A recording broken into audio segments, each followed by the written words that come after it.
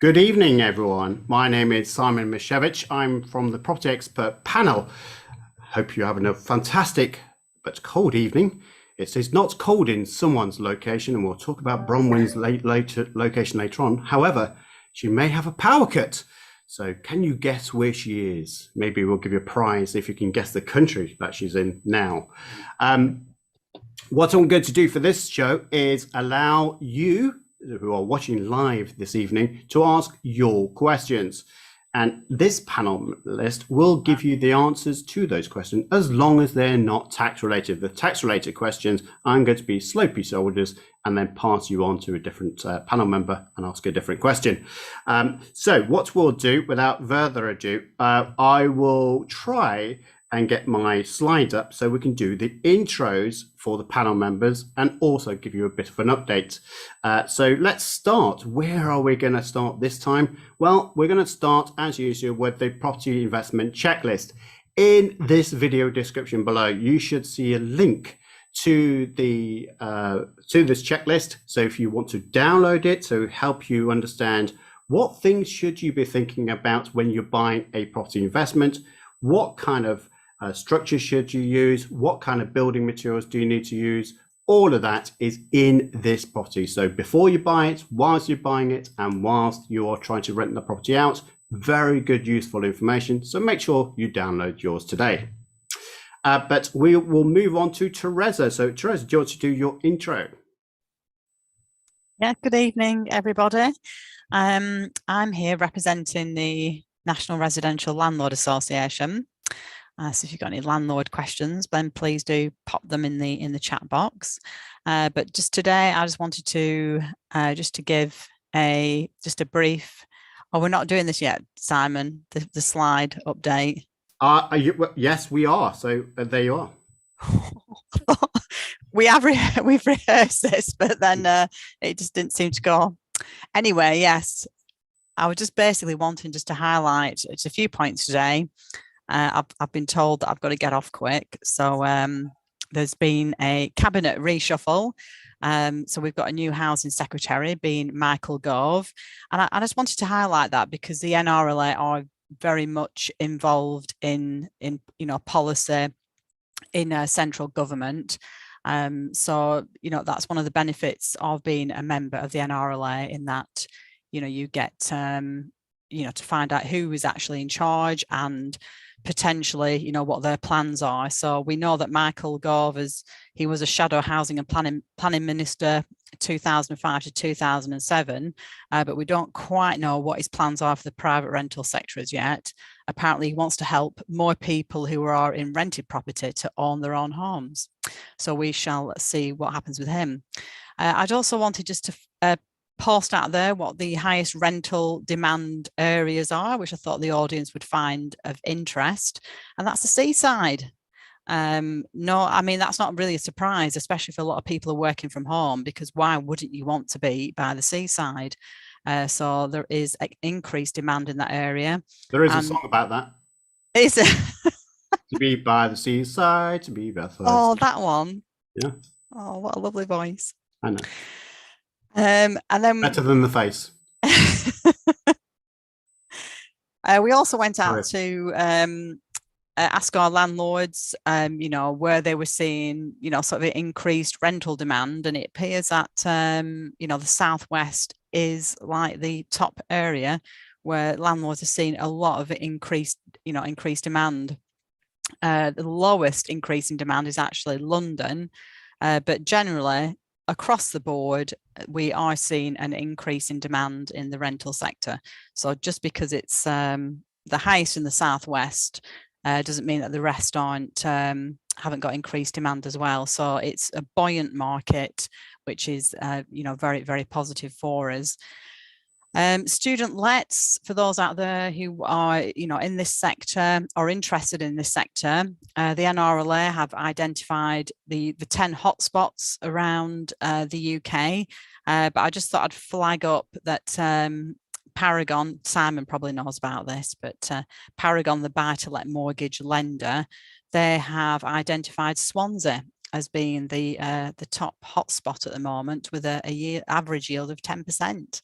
But there are 9 other universities as well with good rental demand, so that's another reason to be on the NRLA, so you can find out things like that. Also up and coming, just a heads up that there are going to be changes to the smoke and carbon monoxide regulations. There's no date at the moment, but it looks like they are going to be putting in that carbon monoxide alarms will be required if you've got gas appliances, cookers as well, but we're not quite sure if that means if you not many people have a gas oven these days, maybe just a gas hob. So we've yet to get more detail on that, but that's just a heads up that those regulations are going to change imminently, and we'll keep everybody posted. And there's just a last piece there about the discount code for £15 off membership, and I think I've kept within my 2 minutes, and I'll bat it back to Simon. Yep. So just very quickly from me, I don't have much of an update. Apart from I am Simon Misiewicz from Optimised Accountants, help here to create more wealth whilst reducing your tax liability. The only update I have for you is the deadline for your tax return. Make sure you do it before the 31st of January 2022. That's it, my friends. Paul.Hilliard, over to you, good stuff. Thanks, Simon. Good evening to everyone. My name is Paul.Hilliard. I'm a buy-to-let landlord, and I also do HMOs for all the sectors, so students, homeless, professional, and blue collar. And I also have 10 units for service accommodation, so officially called holiday lets, but with all due respect to the areas I operate, but I don't think you call Walsall as a target hotspot destination. But yeah, Walsall, Birmingham are the areas I operate in. And I'm also the operations director for LNPG, the Landlords National Purchasing Group. And we are the UK's largest buying group for landlords, run by landlords. So if you are doing any refurbs, then it will make sense for you to join us. It's an annual fee subscription, which if it's never saved in any year, and I mean any year, then you get the following year free. So check us out. So that's it, short and sweet. If you are buying, then go onto the LNPG website, and we'll give you an indication of where you can get some seriously good savings as special offers for this month. And that includes multi-fuel stoves. So absolutely essential if you're like me, living in a house with no proper heating. So there you go. That's all from me for tonight. As regards introductions, over to Mr. Tim.Bishop. Well, you've got your Christmas jumper on, Paul, isn't it? There we go. So I dropped that one in. I think he's got to, just to make sure he keeps warm in his huge house with no heating. Poor Paul. I didn't see that. And I'm sure there's a charity, Save Paul for Christmas, because he's very cold. So do send him your pennies and your used jumpers, ladies and gentlemen. Right, I'm Tim.Bishop. I'm Bishop, solicitors who really understand property investors. I've got about 65 staff, and we cover everything you'd expect a law firm to cover. But we have a particularly specialist property investor team, and also a highly specialist leasehold team doing nothing but lease extension, RTM, and enfranchisement. And as of last week, we took on a very specialist new property litigator, which is exciting. He's particularly specialised in a number of areas, but particularly getting back arrears for both commercial and private landlords. So if any of you got any questions on that, do let me know. Right, and also I'm an investor myself with experience of service accommodation, commercial conversion, HMO, and SaaS. Right. As I've done some months before, just to give you an update on what our residential conveyancing matter starts are, people find this quite useful because unlike the land registry, which is always 3 or 4 months behind completion, this is right at the beginning of the transaction. And as you can see, after a few ups and downs, it really has settled down quite nicely for the year. In fact, those figures don't look exactly right. But anyway, I know it is about right in terms of the number of transactions. Certainly, the figures on the left are entirely wrong. But the ones on the right showing the that the transactions throughout the year are pretty accurate. So I think the market appears to be fairly solid, although we are hearing quite a lot that, in fact, I know why the problem is. I've got the wrong slides the wrong way around. Right, I shall now start again. Very impressive, highly professional. Right, yes, that is correct. Yes, what it actually should say is they're actually leasehold new matters. We do a lot of lease extensions. So as you'll see, apart from a couple of jumps, they've been fairly static for this year. I want to go on to the next slide, which is conveyancing, which will now say leasehold. Very impressive. There we go. That's why you should never trust me to do your slides. In fact, but this is wrong as well. It's actually a copy of the previous slide. I'm doing really well here. But broadly, just to let you know that the figures for the last few months have been fairly, whoa, slow down, have been fairly static in terms of conveyancing. Now, it's interesting to see this month, we've noticed a drop of our residential conveyancing starts. Certainly that reflects what I'm hearing from agents, that there are a lot of people out there who want to buy, and the real problem actually is stock at the moment. So shall we move on before I make another mistake, because I'm not doing very well here. Right, thank you. I'm always rather dubious of estate agents who make predictions about property prices, not least because I think obviously they always want to talk up the market. But I think if I had to rely on any single estate agent, I think I'd probably rely on Savills. So therefore, I just thought I'd share this with you.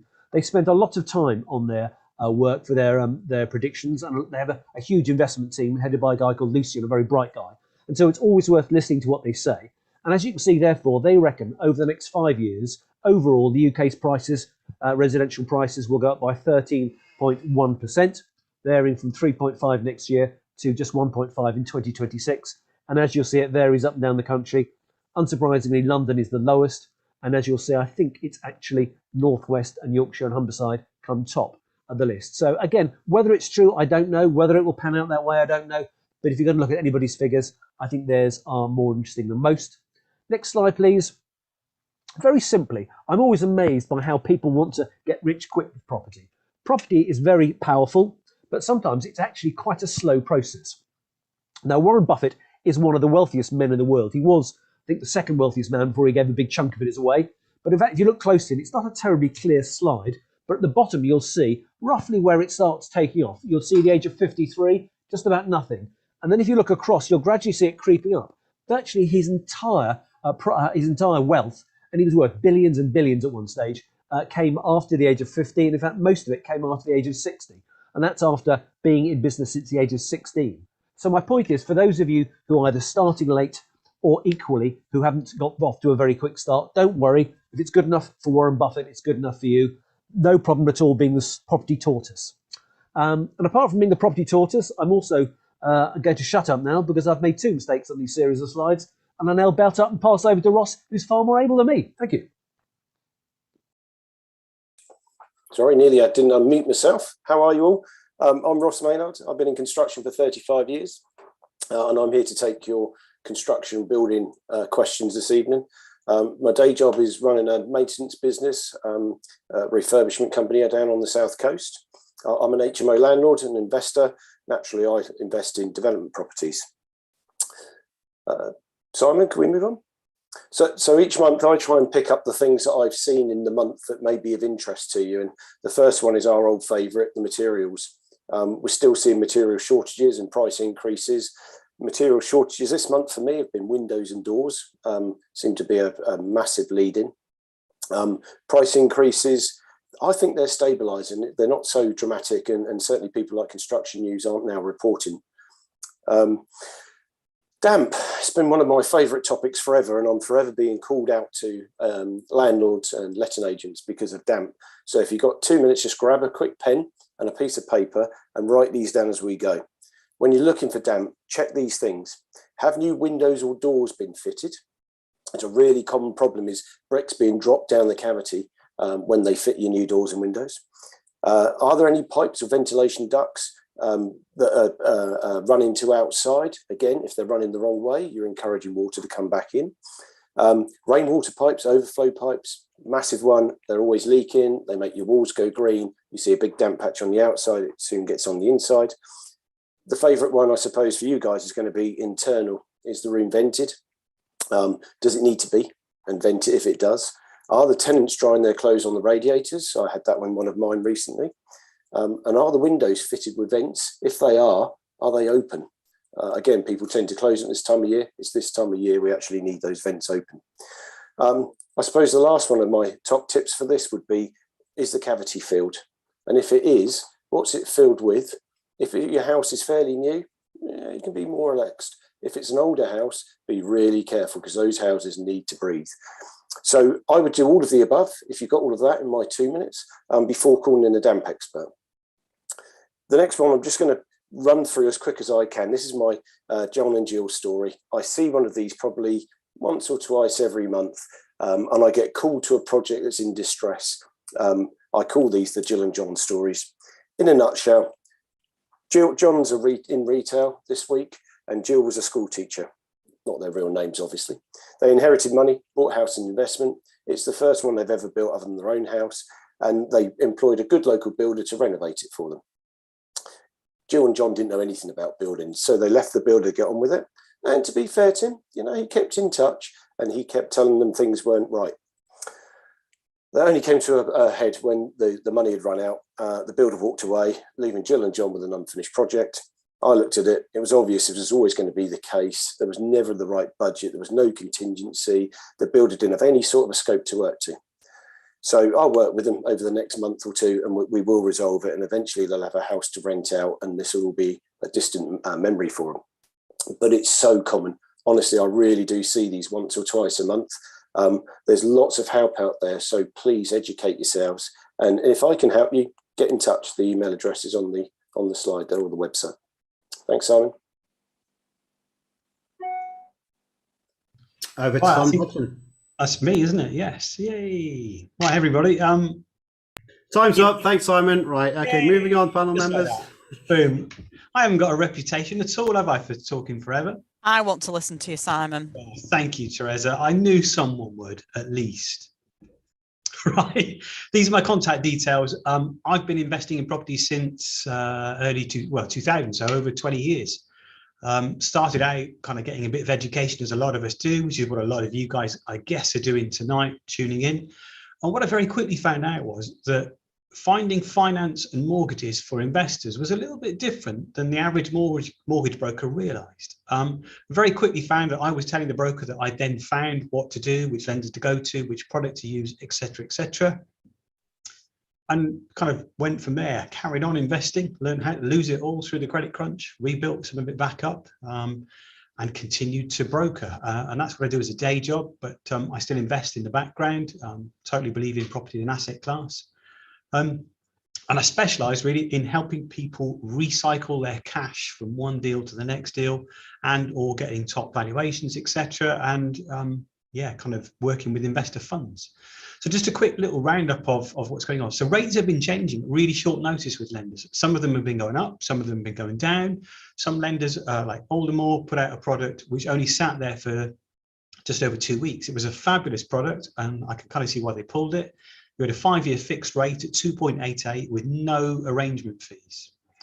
Literally, if what lenders are doing is trying to fill up various parts of their loan book that are out of kilter with the rest of their loan book. So they'll put out a special offer, get loads of inquiries in, and then shut it off.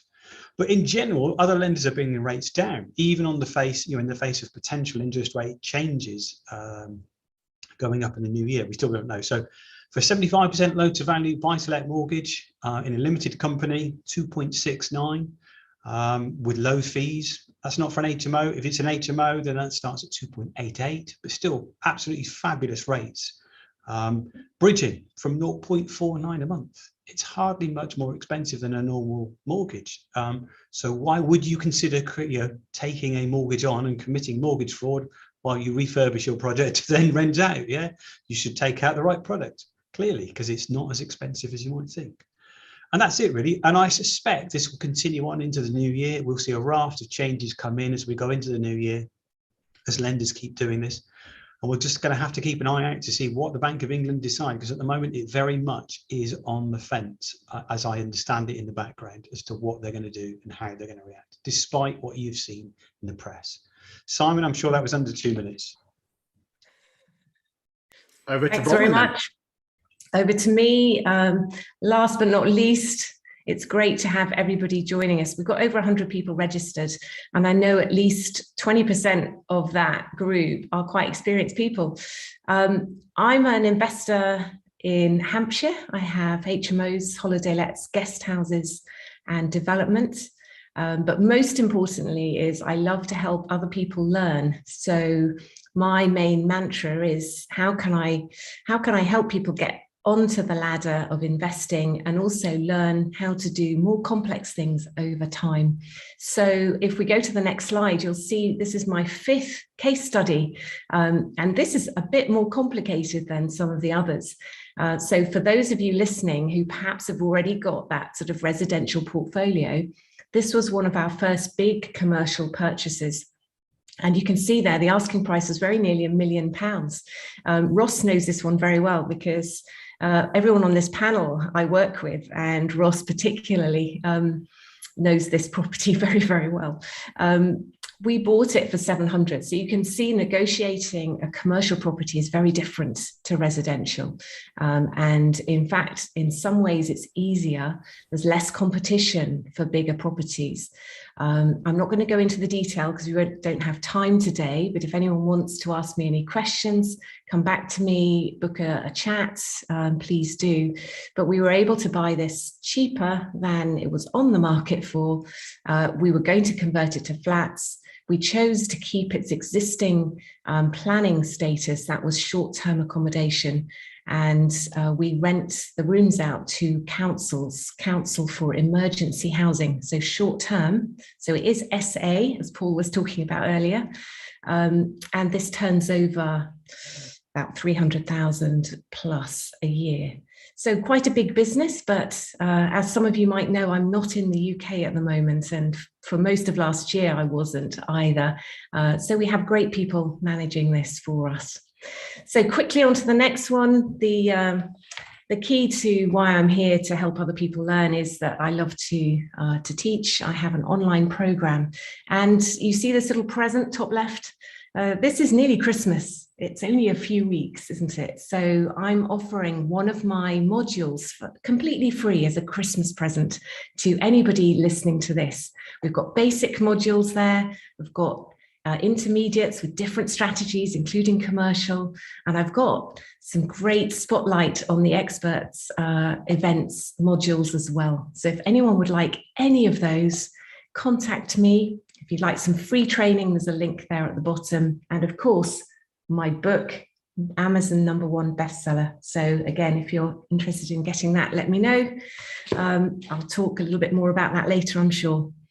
Okay, let's move on to the questions. We've got so many tonight. I think we need to mention the word gift a few times. Gift, and the reason for that definitely. is because when you did that, about 3 more people just popped onto YouTube. So maybe there's a algorithm out there that allows us to say gift, and then all of a sudden you get more views. So we'll stop that share now, and we'll go to our questions. If you are watching this live, of course, then make sure you do ask your questions in the chat boxes wherever you are, whether that's LinkedIn, Facebook, YouTube, Daily Motion. I think we're on there as well now. But you name it, wherever, even on Twitter as well, we're live there as well. So if you do have any questions, guys, then pose those and we'll get to you. If you are not watching this live and you're re-watching this again, obviously then follow on, but you can still drop your comments in the comments box as we go through this. So don't worry about that. The first question is from Alex. This is someone who registered earlier. So Alex has asked, does anyone have experience of company lets? Would a HMO with co-working space suit that type of content? I'm not quite sure who on earth to pose that to. Bron, can I post this back to you? Do we know what this question is relating to? Yes, this person is thinking, could they work with an organisation that has a head office nearby, whereby they have employees that come down and they spend a few weeks or indeed months at the head office and then disappear home again. So it's like, I'll dedicate it to you as an organisation and I'll guarantee my income, and the company can have sole use of the property in that way. I do know it works in certain locations. I don't do it myself. I don't know whether any of our colleagues here Well, Do straight companies- away, I think there's two questions that comes up actually, Bronwen. First of all, from a buy-to-let finance product, can you actually do that? And Tim, are there any issues? And Teresa, are there any issues from your side? So from a finance perspective, yeah, you definitely can do it. It's not every lender's cup of tea, so it would need to go to a select group of specialist lenders. But yeah, without a doubt, you can do it. There's not a massive penalty in terms of interest rate, and it's fabulous if you can get a decent 1 to 3 year lease on the property. Your voids are kind of disappeared, so it's fabulous. And I guess for that kind of tenant, rather than possibly housing association and local authorities, you might have less maintenance potentially. I'm not kind of, because you could also build into that agreement that they've got to maintain it to a certain level, because obviously their staff will expect a certain decor. Tim? Sorry, can you clarify exactly what you're asking me on? Yeah, so someone is got a property. Yep.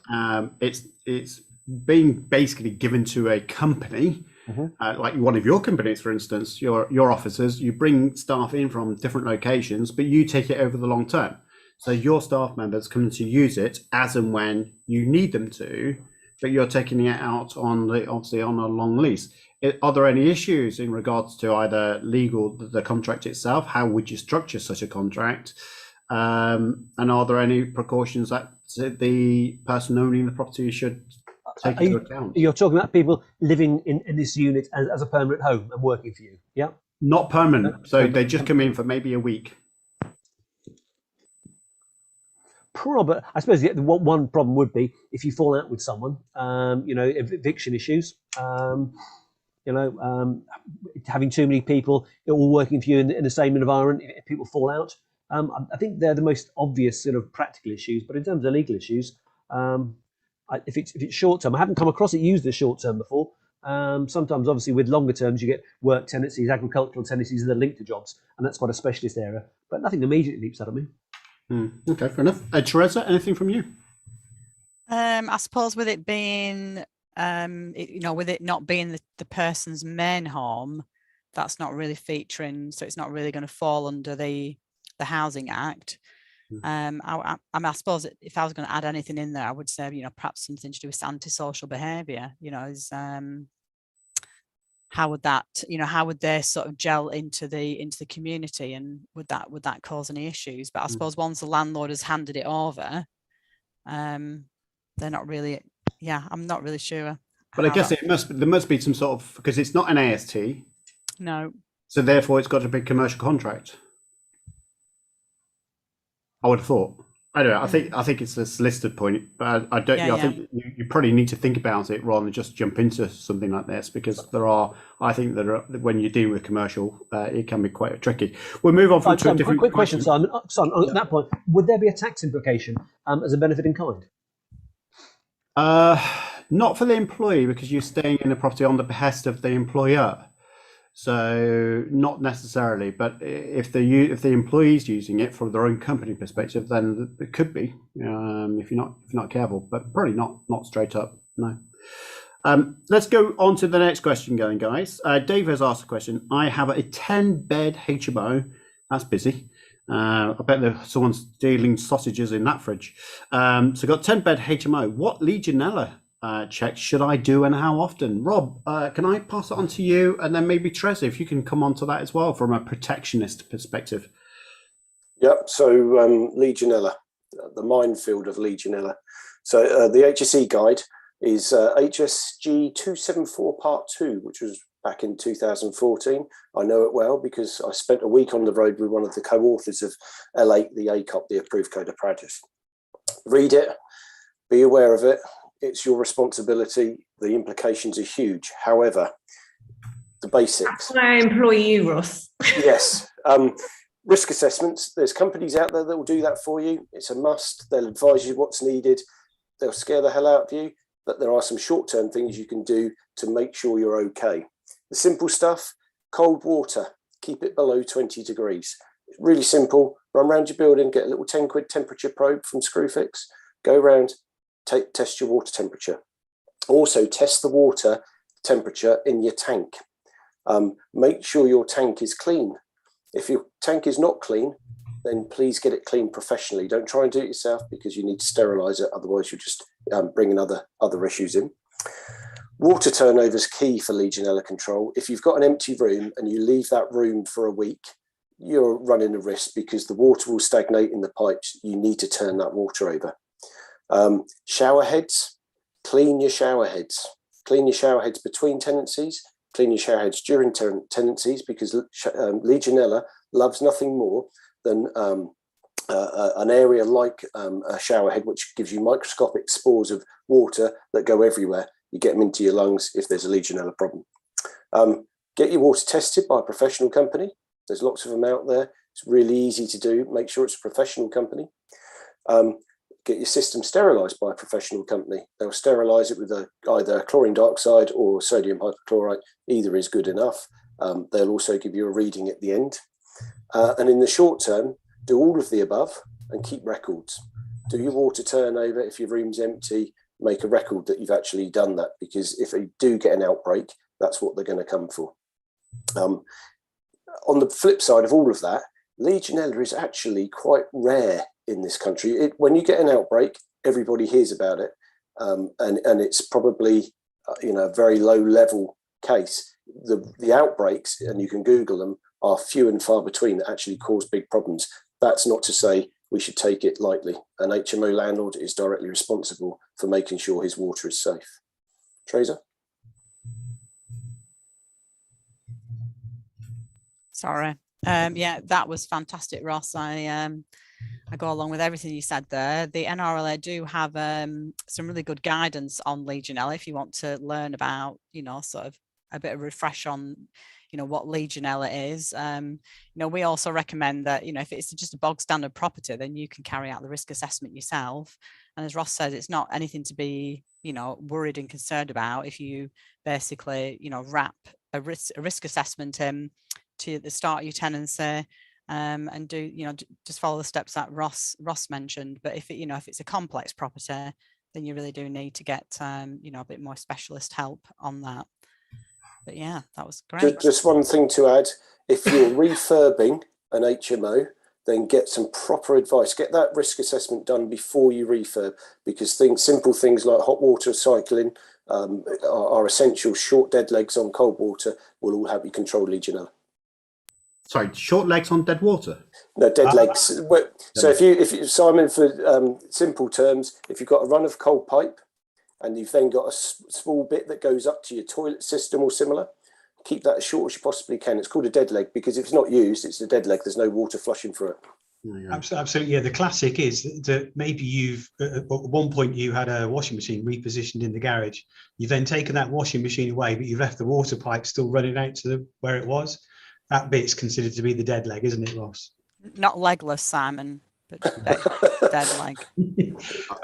I'm stimulated by this conversation, guys. I'm going to have to go on to a different question. Right.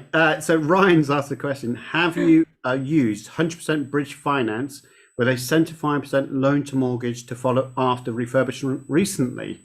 And I think this fits perfectly into your live leg, the discussion point earlier.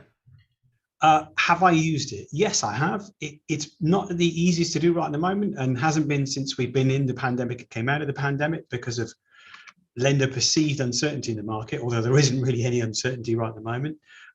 More common is 90 or 95% loan to purchase if you are buying under market value or you've added value to a property before you complete. So let's say you've got a subject to planning offer accepted on the building.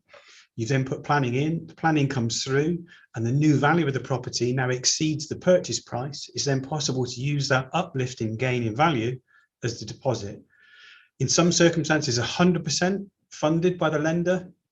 More commonly, 90% funded by the lender is the uppermost. But yes, it can be done. Please reach out if you think you've got a property or a project that might work. Perfect. I loved your description using your hands as well. It's really good. Doesn't work so well on a podcast, I've heard, but anyway. Diria has asked about if you want to change from holiday let mortgage to a buy-to-let mortgage, is it straightforward or does it get complicated? Also, can we do a capital release through holiday let property like we could on a buy-to-let? So let's take the first one, Simon. Can you convert easily from a holiday let to a standard buy-to-let? Yes and no. Yes, with most lenders, typically you're going to have an early redemption charge built into the current product that you've got that you're going to have to pay to go from one product to the other. There are a couple of lenders, and literally only a couple of lenders, that offer both serviced accommodation stroke holiday let mortgage and a buy-to-let mortgage, and have got quoted rates, i.e. the rates are the same on both products. So you could effectively go from one to the other without cost. But in general, yeah, you're going to have to pay an early redemption charge to go from one to the other. And what about, can we do a capital release through holiday let property like we can at buy-to-let? Yeah, absolutely. Yeah, totally. So if you can, i.e. the mortgage is less than 75% of the value of the property, or you've added value to the property in some way, or it's increased in value, and you now want to go for 75% of the current value, absolutely, straightforward. And anyone listening out on this point about holiday lets can be fantastic because of the capital allowances that you can claim on it. As a typical example, if you've got a holiday let of 200,000, you can get up to top end about 30% in capital allowances claims, which is 60,000. And that can be written off against your tax liability. Previous years, you could do this sideways movements to get offset against your PAYE. It's no longer open, but you can at least get huge amounts of capital allowances. Holiday lets is a perfect way of being tax efficient if you're interested. Newsflash, we just had some tax advice. Wow. I know, I did say I wasn't going to do it, but there you go. In fact, one thing I had, Bronwen, before I come on to you, I actually got told off by one of my clients because they said, aren't you doing tax advice on your show anymore? So anyway, Bronwen. You don't have time, you're hosting it, it's fine. Exactly, busy. So on that same point about holiday lets, if you think about my case study 5 just now, that very large properties, 26 bedrooms, short-term accommodation, just think about the capital allowances on that. We had over £200,000 of capital allowances that we could claim back on over a period of time. You might remember it, Simon, because we worked it out using you guys. So yeah, really, really worthwhile. It is superb. Harry's asked a question. We move on to this question. So Harry has asked, and this is Harry D, I think, what might be the biggest issues with non-standard build houses? Can I get a buy-to-let mortgage, and should they be much cheaper than normal brick construction? And I'm rather suspecting, it's interesting because I started to look at these prefab buildings, which are holiday chateaus, if you like, but they are hunched up on I was about to say bricks, but I'm not going to make a joke about cars being on bricks. But these are type of prefab homes. Can you get mortgages on these kind of products, Simon? Yes. Again, yes and no. Depends on the construction type. I'm going to have to call you yes and no from now on. Yeah. Yes and no. What do you think? Slopey shoulder. Look, I've learned it from you. There were quite a number of these built on dedicated holiday let sites. So effectively they're on a different planning class, and that can be quite difficult because you've got non-standard construction on a limited rent type usage. And quite often, I shouldn't say large sheds, but some of them are large sheds almost.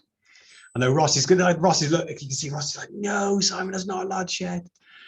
However, lenders are a little bit hesitant to lend on that type of thing. If it's not on a dedicated holiday site, then yeah, we need to be very careful of the type of construction. So there are some that you can and some that you can't, I think is the best way I'm going to say that. It's a bit of a minefield. Ross. I couldn't hold off on this one, sorry. Non-standard. Bring your dead leg in. You're assuming that's going to be a holiday let, a caravan or similar, a mobile home, but there's also a lot of other non-traditional types of construction. Again, just be really careful of what you're buying. Most of those, Simon, correct me if I'm wrong, you can't get mortgages on, and they're cash builds, cash buys, and it's a massive refurbishment exercise to get them converted back. So, some people make them work. They're not for the faint-hearted. I would be really reserved myself, even with my experience of taking one up. Yeah. a proper survey before you buy to make sure that it is lender friendly is a must. Just on the interest, because someone's asking about, can we speak about holiday lets and stuff like this? And this is quite an interesting subject, because Louise and I have been looking at different types of property strategies. So I'll put this out to the audience. And it's purposely here as a debating point for the panel members, but really interesting for you guys listening out as well. People typically buy bricks and mortar for holiday lets or for to buy properties for buy-to-let. But I've started to see YouTubers talk about these unique states. So if you go to Airbnb, you can go to these things called unique states, and typically it will be on a farm, and it's like a hut, right? Like The Hobbit. If anyone's seen The Hobbit, it's a bit like that. Has any panel member actually done anything? Because you can buy these for about £50,000,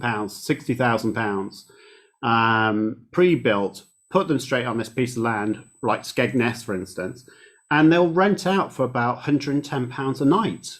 I think it's phenomenal, but what has anyone else looked into this at all? Don't help me out then, team. Sorry. Absolutely. Who's going to manage them? Yeah, who's going to manage it? I think that's always a dilemma, especially for me, is we've got to have really good people manage them.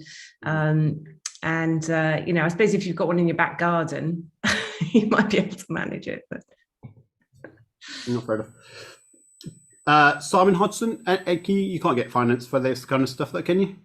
Yes, not generally the typical mortgage that you might expect. You might better get some business or asset finance if you've been operating the business for long enough and have got a track record.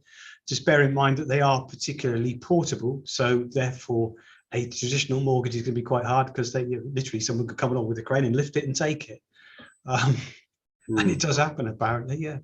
But yeah, you can get some kind of finance on it. You're not going to get 75% loan to value. You could go to 50% LTV. And there are some really out there lenders. Rates will be a bit higher, but nonetheless, it's possible to do. I'm going to go into a different subject, and this could be quite an interesting subject in itself. So Naima asked the question. So my mum, age 72.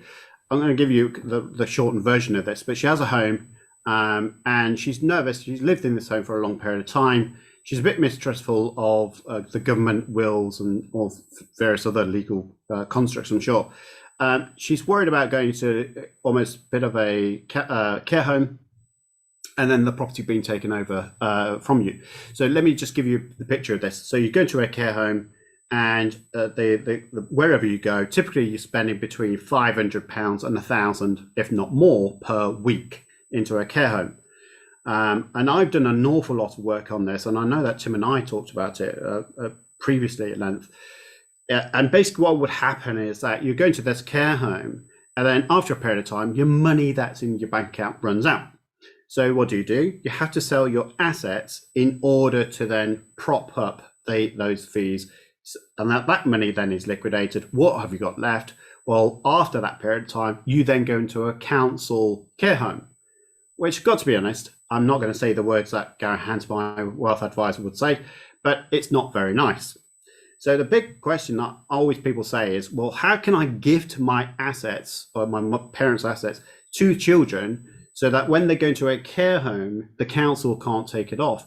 And I'm going to counter that to say, and I don't know what the other panel members in, but I'll come on in a second.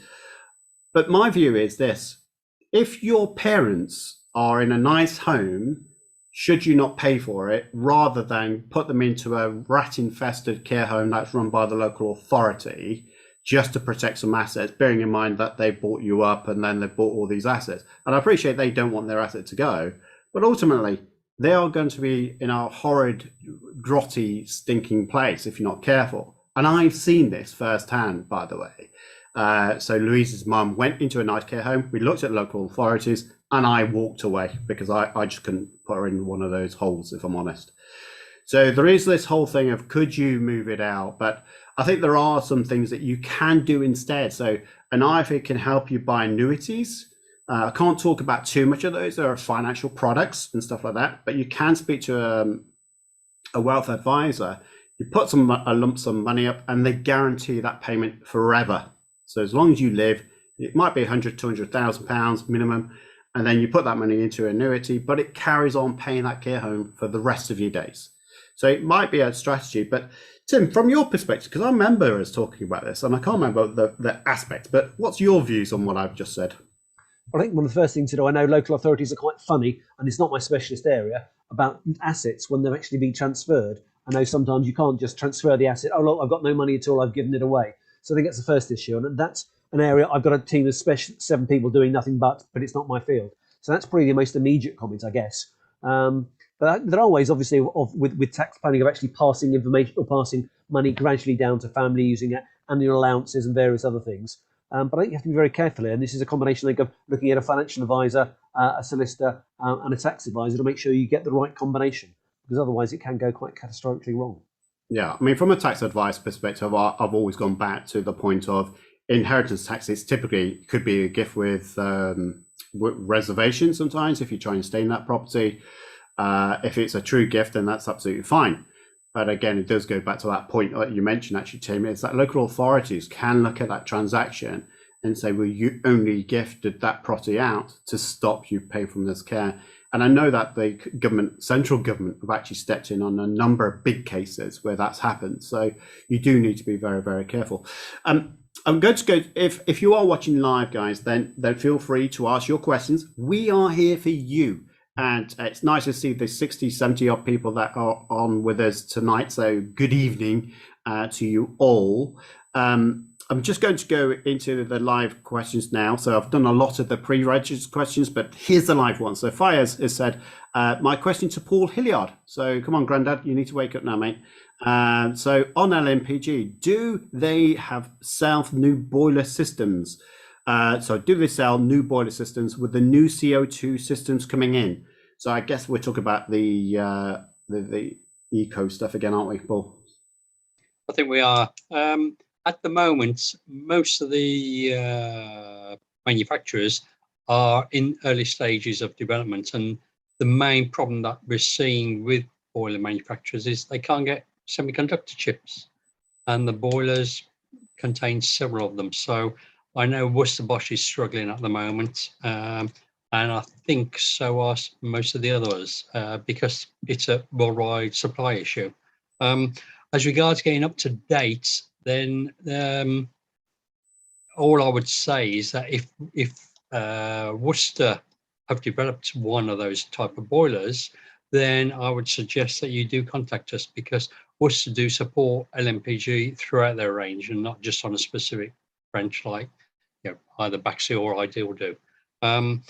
The one thing I was talking to Worcester about the other day was oil-fired boilers.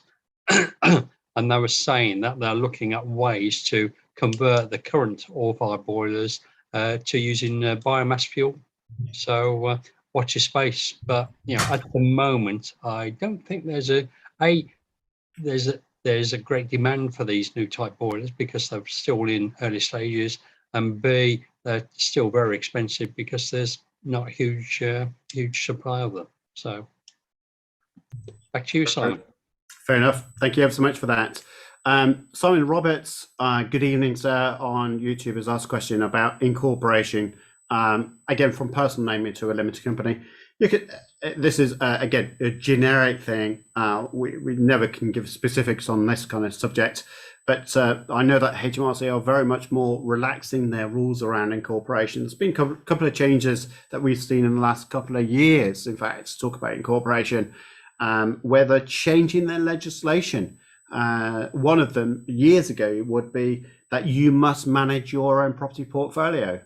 And then there's a new snippet about this, whereby people that use letting agents still can incorporate their property portfolio. So the HMRC are very much more relaxed about incorporation, allowing people to move things into a limited company.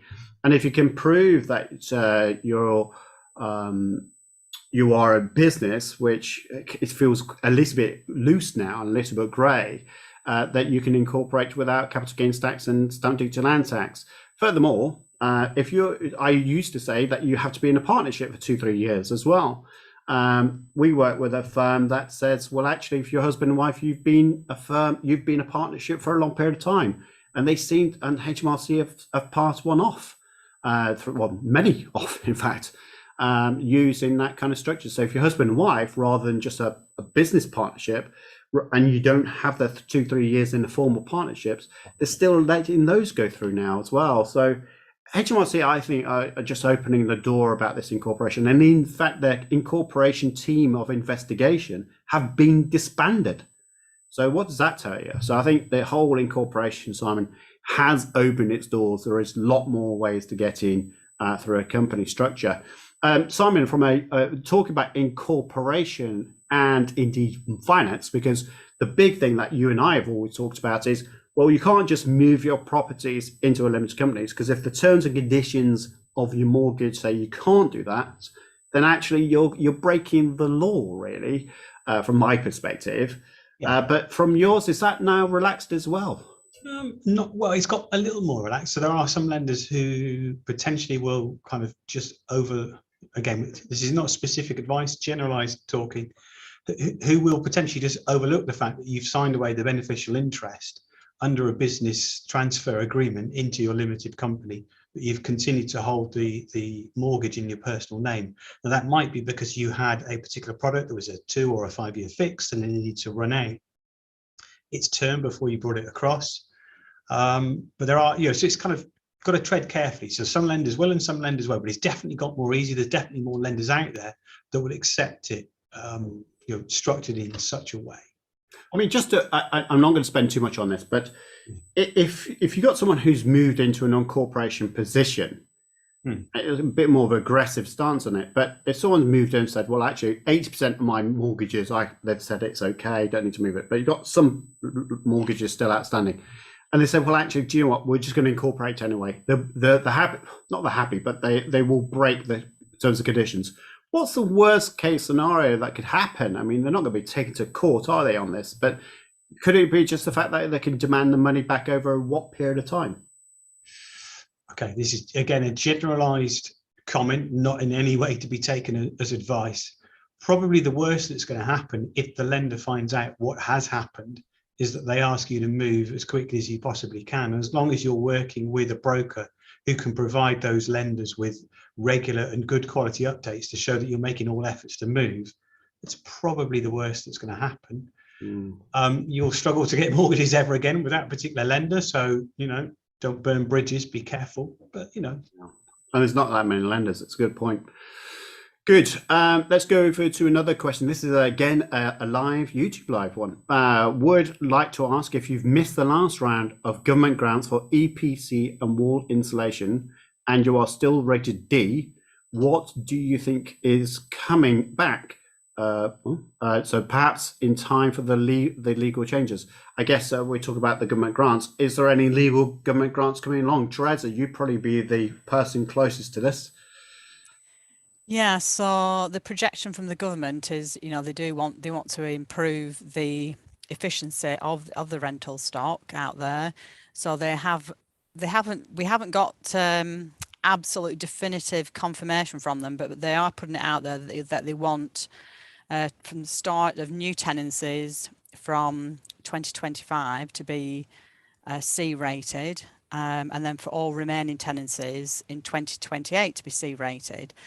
At the moment, as far as grants go,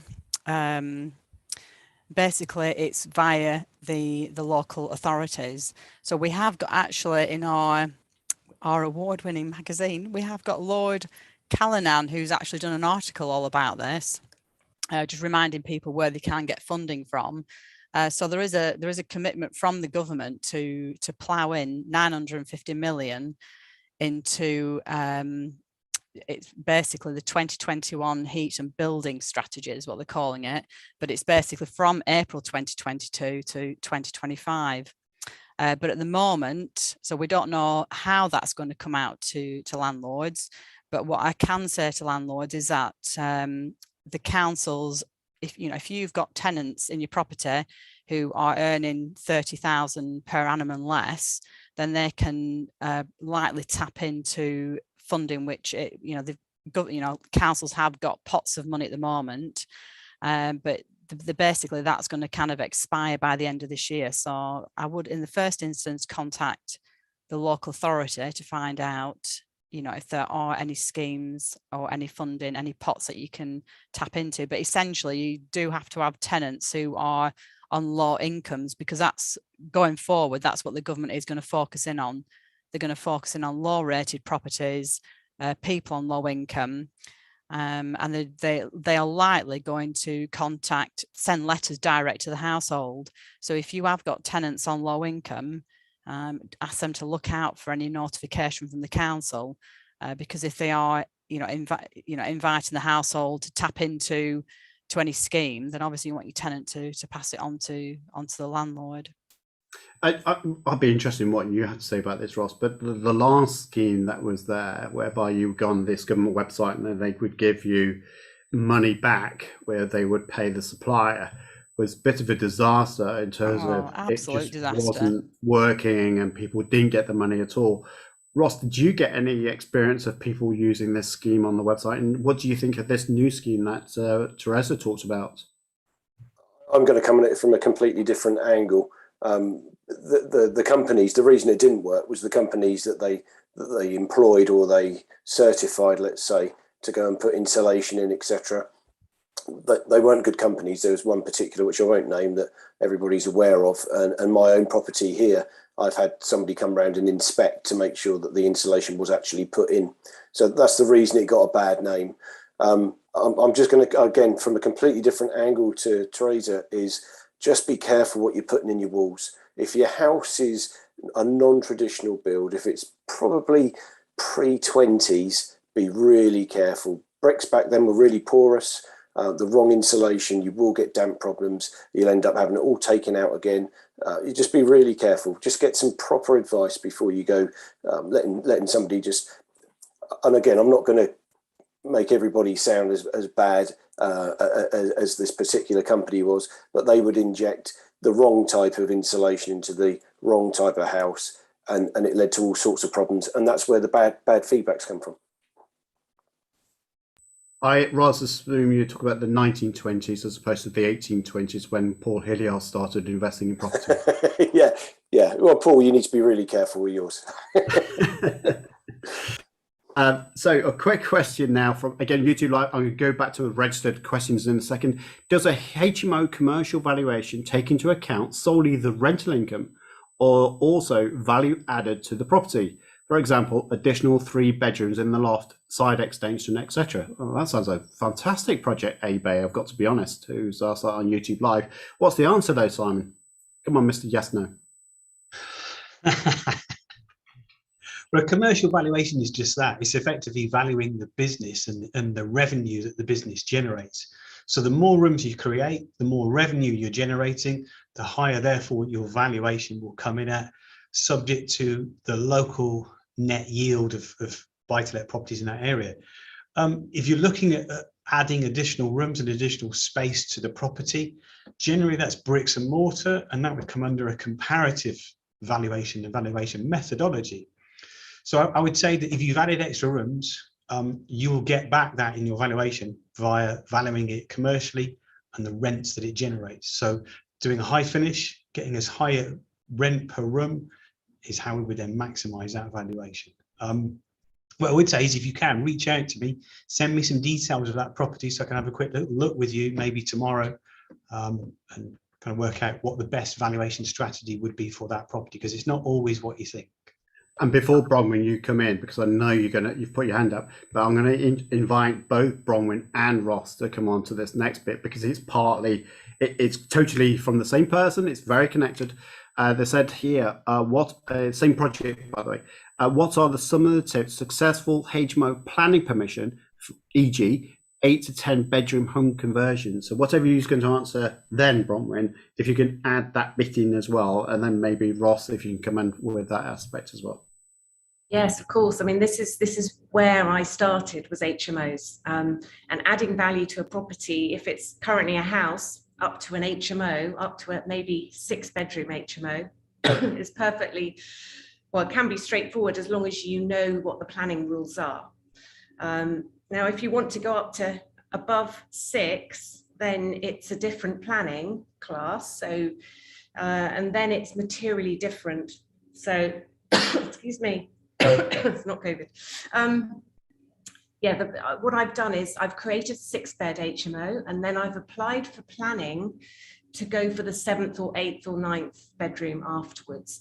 Then the planners can't say no because, well, they can and they try, but they're not allowed to, because it's not a materially different use from a 6-bed to a 7-bed. One more bedroom doesn't really materially change that particular property.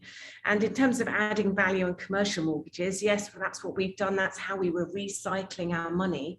But I can tell you that, of course, it reduces your return on investment because your mortgages tend to be quite expensive. So I'll just put that caveat in. You can recycle your money, and we did that on one street. We bought a second property, pretty much identical. We have 2 on one street now, just because we did that on the first one. So yeah, over to whoever else wants to speak on this topic.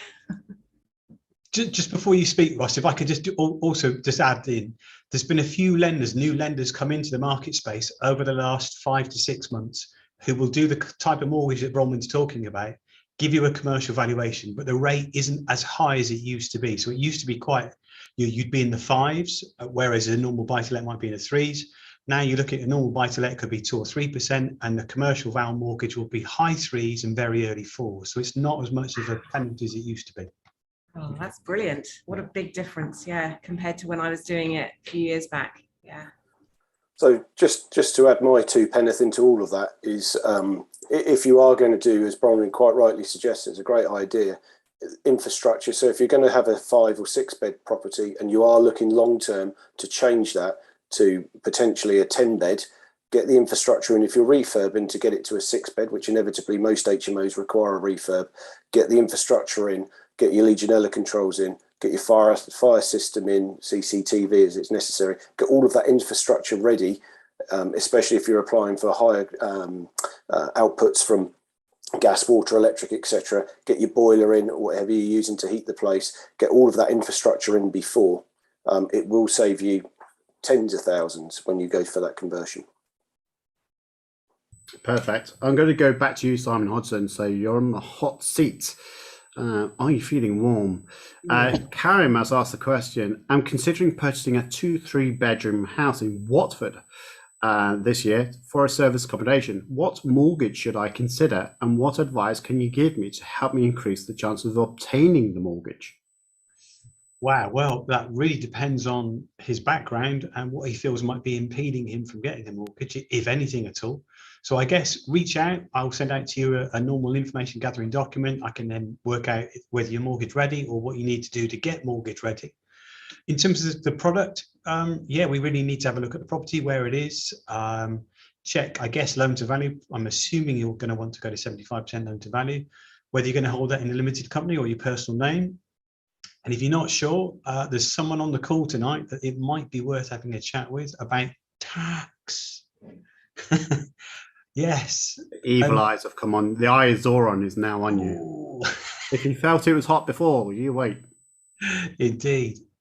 Yeah, and then we can work it out from there. Absolutely. If this is your first buy-to-let, it's going to be quite difficult to go straight into service accommodation. So we might need to do something around that.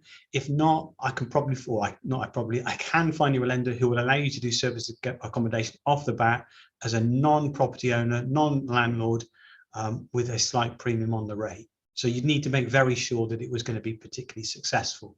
But yeah, it can be done for sure. I'm going to have to ask Bronwen about this because I'm not quite sure there's a question in this, but Ginny's asked a question about, I've got a flat that was previously my home, moved in with my husband, then rented the flat out. Currently renting out for 1125, property bought in 2007 for 205. It's got a higher value now. But then says my husband is worried about interest rates and recession. Flat is in Reading town centre, so I'm not quite sure what the question is really. This is a beginner who's thinking, what could they do with their property, and could they become an investor? So it's very early days. It's one member of, well, it's their partner saying, actually, it's really risky and interest rates are going to go way sky high because they've read what it says in the paper and they believe it, which is fair enough. And she's come to me and said, actually, I think property is a good thing. And won't I get a better return for my money? And of course you will. You just need to understand a little bit about the economics and book a chat with me. I can talk to both of you. But essentially, you know, the UK is an island. Our population is growing hugely. We're not building enough houses. Rental demand is continuing to grow, even since Paul started. It's grown, hasn't it? So, you know, I'm not being flippant at all here. I think when you're starting out, it's quite scary because you think that it's really risky. So you can choose a strategy. You can do a single buy to let. I can talk you through how the numbers work.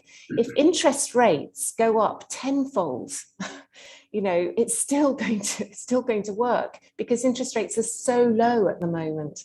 So, you know, you can protect against that. You know, as Simon will say, you can fix those interest rates, your mortgage rates. You can choose to have a repayment mortgage, not an interest only. So there's all sorts of different things you can do to mitigate risk. But, you know, as an investment goes, property can work really well. Just get that basic education, come and learn on my online program, £500.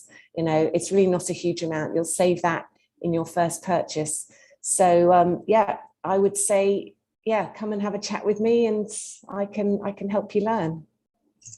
Now, I've got to be honest, I've got to jump in this one because Caroline, are you listening? This is just for you. Okay, so everyone else can go away. But Caroline, you must be listening. This is your turn, okay? Because Caroline has been chasing me on YouTube to say, are you going to answer my question? And it's Bronwen going to answer my question. So Caroline, strap in. Okay, over to us.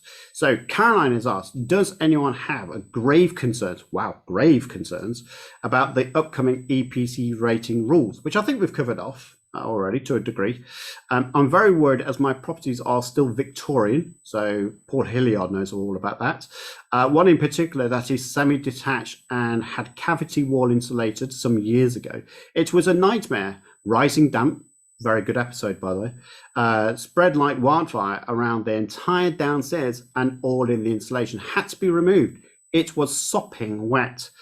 I feel like I'm reading a story here. I cannot even contemplate ever doing that again and don't know how I will be able to get the house up to a C rating. Knock it down, I think, by the looks of things. This is tragic.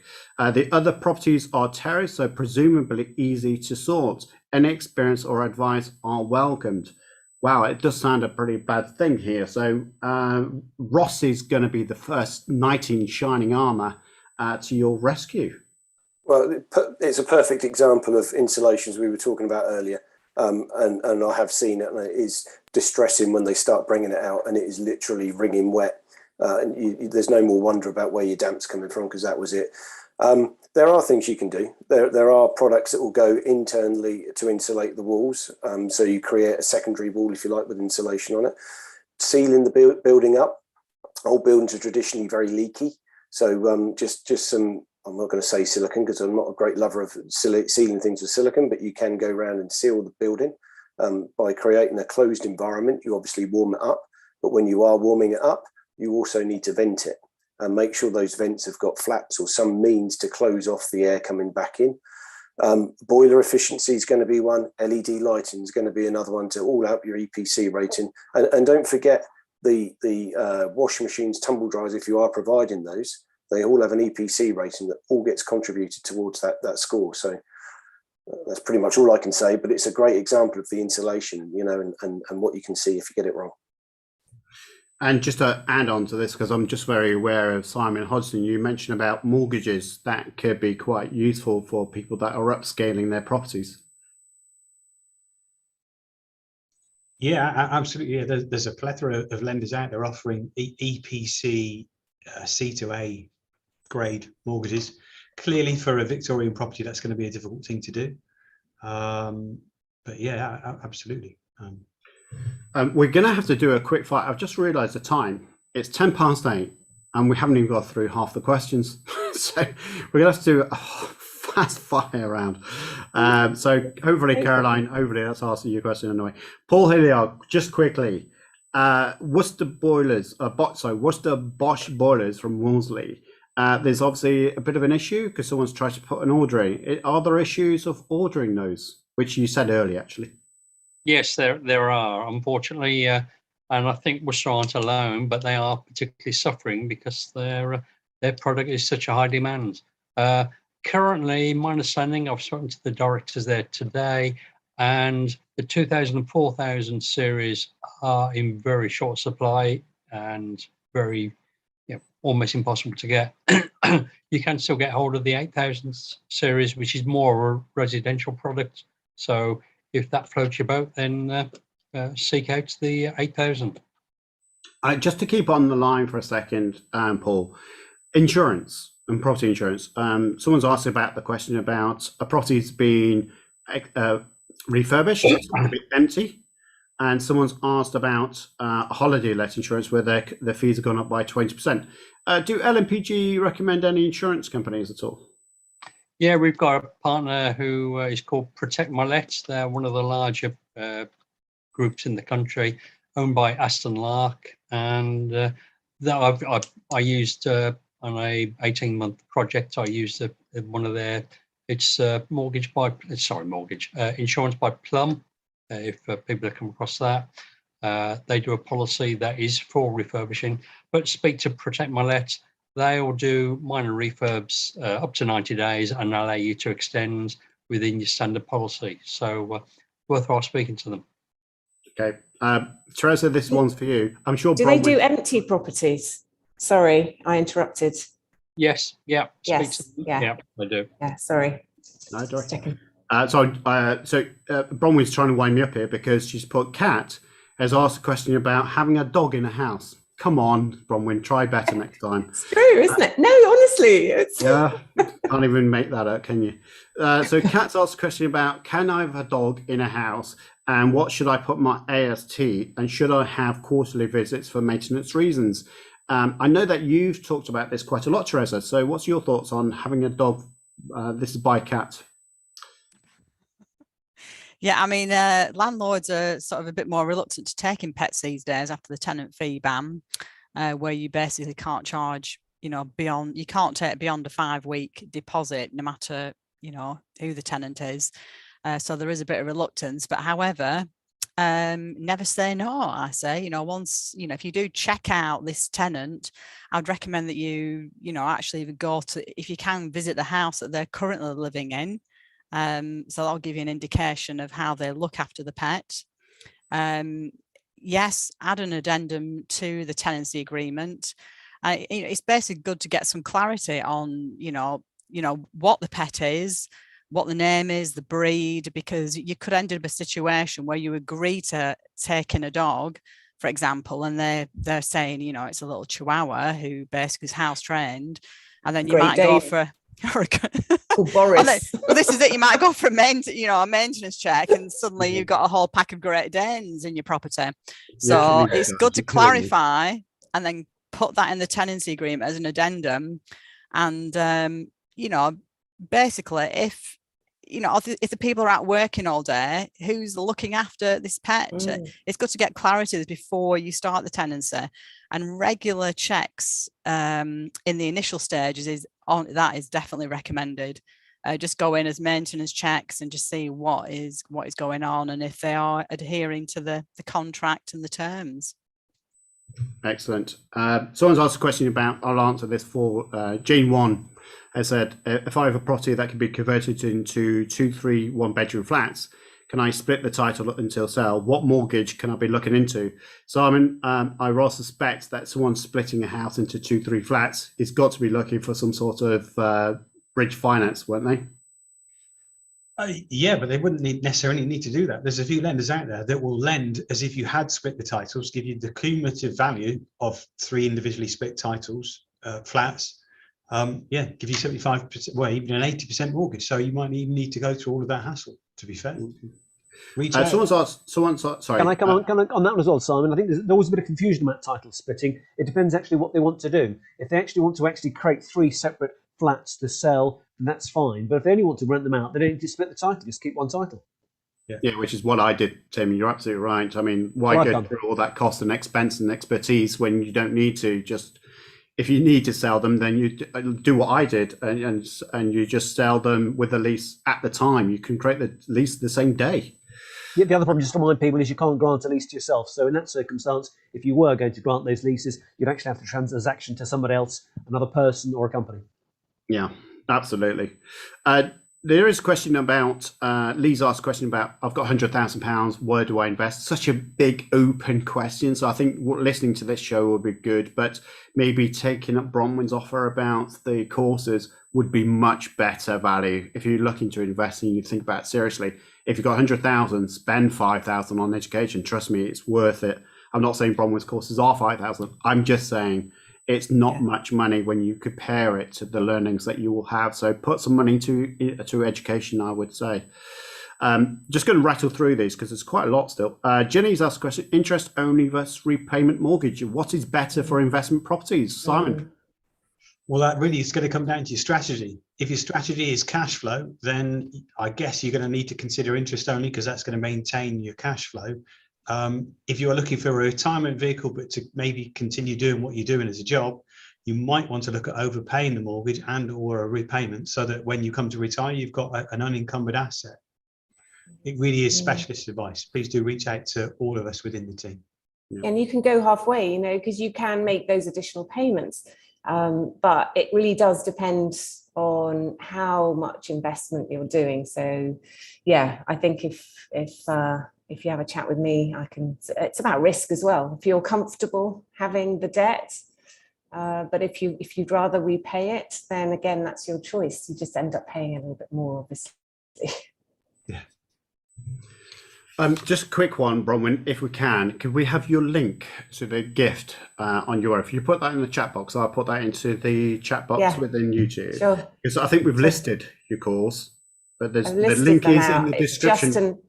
It's just an email to me. Just send me an email with the one module you want, and I will send you the link. If you can do me a quick favour, put your email address in there. I know I've got it somewhere, but that's fine. Don't worry, we'll do. Don't mind, just on that. Yeah. So yes, I think there's a few people asking for it now, so it's quite good. Yeah. Flats versus houses. Paul.Hilliard. What do you think? Flats or houses? Because my portfolio is less than 10% flats, I don't really like them. I am all about control. So if someone else is the freeholder because there's a flat, then you can't control. So actually your control is your ground rent, is your service charges, what they want to do to the property. Yes, you've got a £250 limit, but and if you don't know what that is, then by all means drop me an email or contact one of us. But my preference is houses because you can always split houses into flats. So even better. Just on that point about cats and dogs, it's raining outside.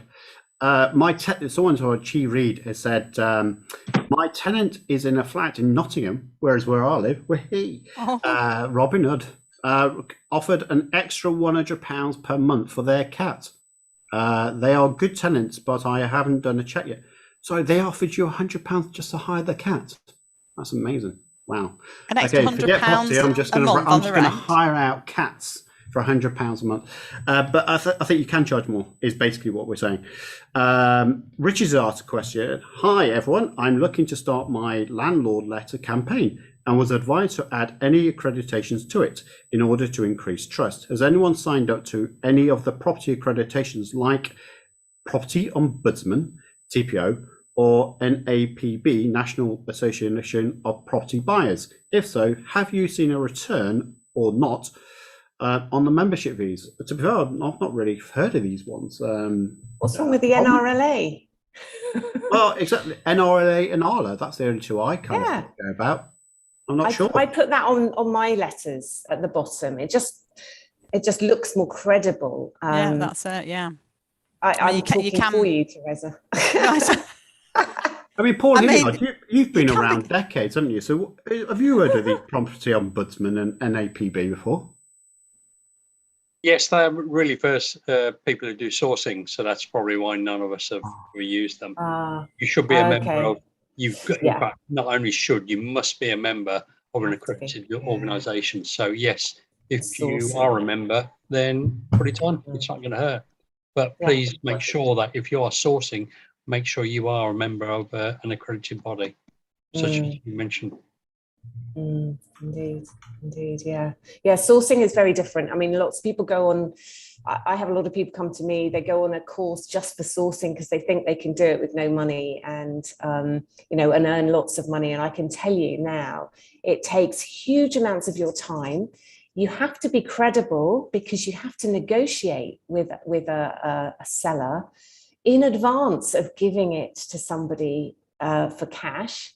And you have to understand how investing works. So, if you're just going to spend next to nothing on a sourcing course, don't do it, honestly. Come and talk to me. I can tell you everything you need to know for a lot less.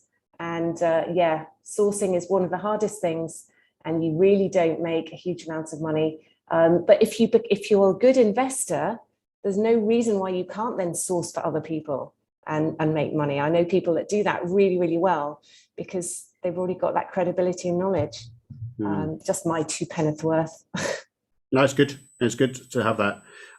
Lo has asked a question. I am a non-dom UK resident. I am sourcing for commercial properties to invest in London. I plan to set up an offshore company. Ooh. Oh, this is Nicholas.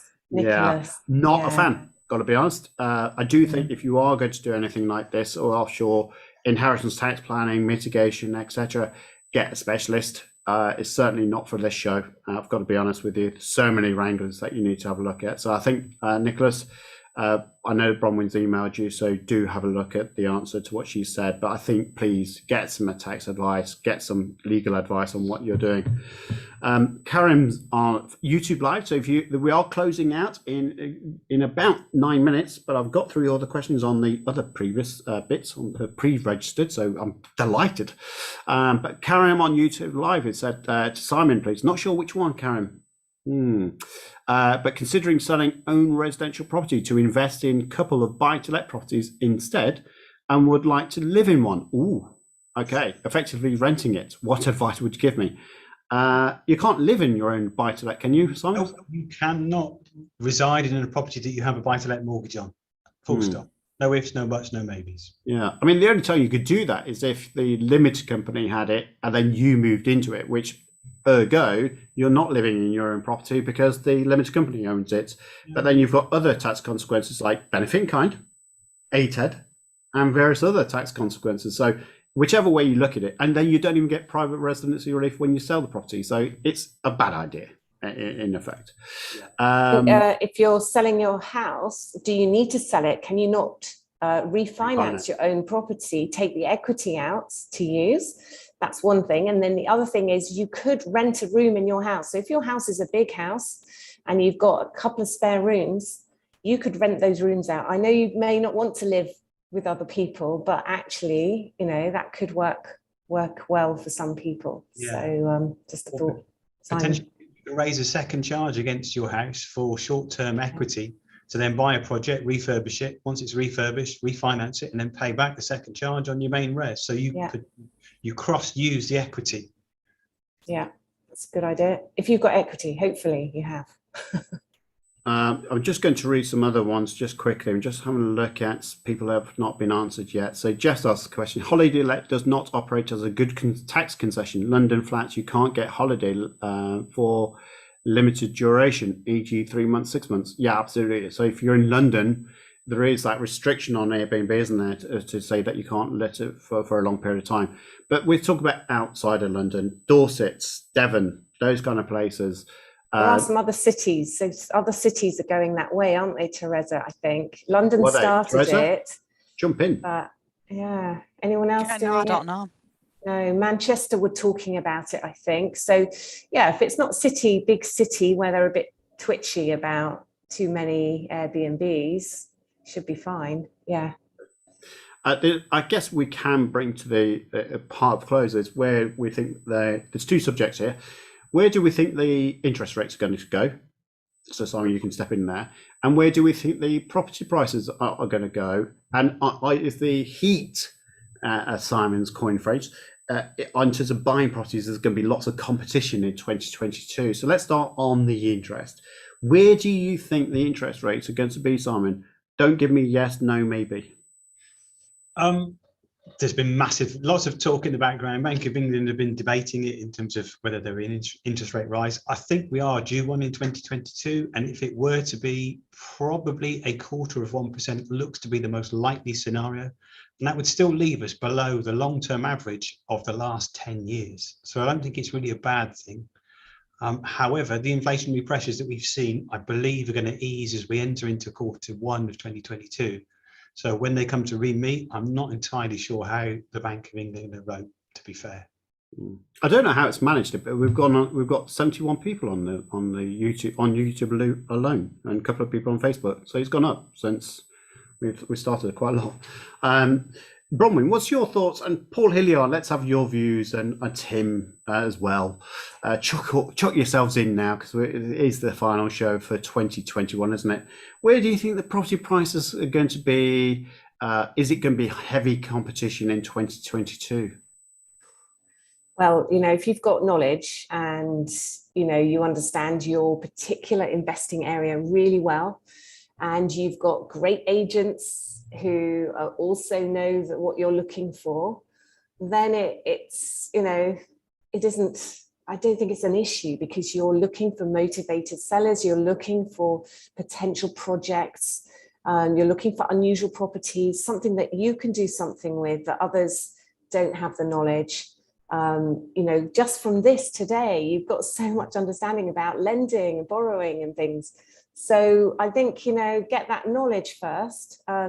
Property prices, if they're silly, and some people are putting them on at silly prices just because they think they can get crazy numbers, you're not even going to look at those. You're looking for the ones that you think are going to give you a return on investment that you want, and everybody's different.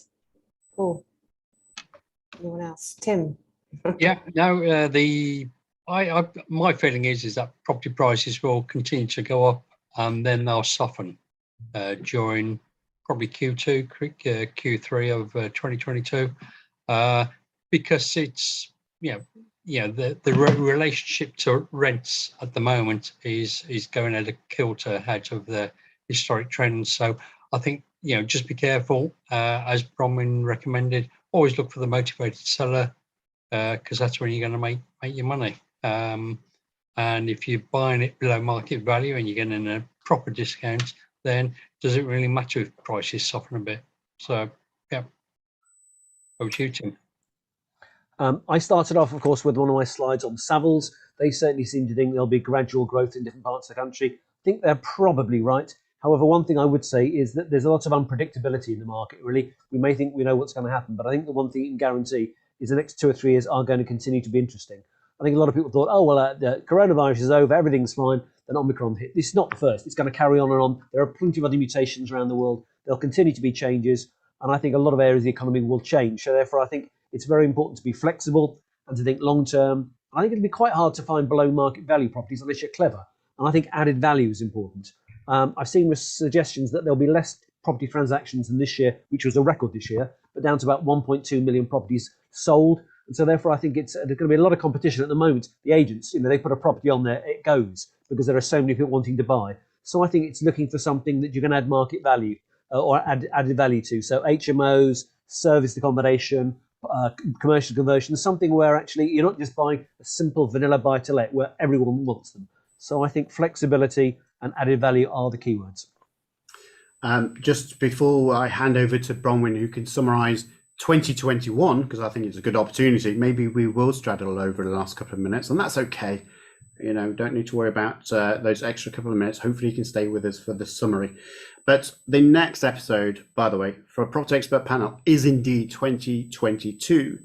But we typically start them on the first Monday of the month. But we're not going to do that this time around. So the next show, which we will be putting onto all of the links that you've got, will be the 10th of January 2022. So let me restate that is the 10th of January. So it's the second Monday, not the first Monday. A lot of people have been asking about websites of our panel members, email addresses, etc. Please note that if you go into the video description of this video, you will see all of the contact links and various other things. We've also got links for the checklist as well as the courses as well. So please look at the video description and then go there. But I'll shut up for now and I'll hand over to our esteemed colleague, Bronwen. Thank you very much. Thank you very much, everybody. So a summary of this year, my goodness, this is the second almost complete year that we've done this Ask the Experts session. And it's been so much fun, hasn't it? And thank you so much to all of you for dedicating your time to this, and particularly to Simon for his sort of being able to multitask with all these channels. I'm just never so glad thought it could happen. Who would have believed it? Who would have believed it? So we do enjoy it, and we do give you a lot of food for thought. But if you want to follow up with any one of us, then please do that. You know, I know we've all got busy day jobs and other things that we're doing in terms of property, but we do like to help answer your questions. In terms of summarizing the year, my goodness, we've gone from what we thought was the end of COVID, vaccinations, how wonderful, you know, that's the end of it, to then going, actually, let's just continue in this, guys, because, you know, here's another variant. You know, we are where we are. The stamp duty changes, of course, got that market really heated up. We thought that would disappear again, and actually that's, you know, it has quietened down. But as you said, we think next year is going to be quite busy as well in terms of property. So I think, you know, as an investor, all of us here investing, we're still buying properties. We're not running off. We're not thinking, oh my goodness, it's going to be a terrible time. I think you do need to work out where your investing area is. Pick one or two areas of the country that you know really, really well, because you know if the government's going to be putting some money into an area. You know that now that northeast seems to be a little bit more popular than the southeast. So again, it's down to you personally, but get really familiar with your area. Go have some fun. Go view some properties. You'll be amazed, you know, what is available and what sort of return on investment you can get. So I think here's to 2021. Let's look forward to 2022. And if you haven't got that stocking filler, you know what to get. Building your dream life, okay? Stocking filler. It's on Amazon, it's on Audible. And you never know, if you email me, I might let you have a copy as well. So thank you to everybody. Happy New Year. Looking forward to seeing you next year. Bye for now. Cheers. Bye.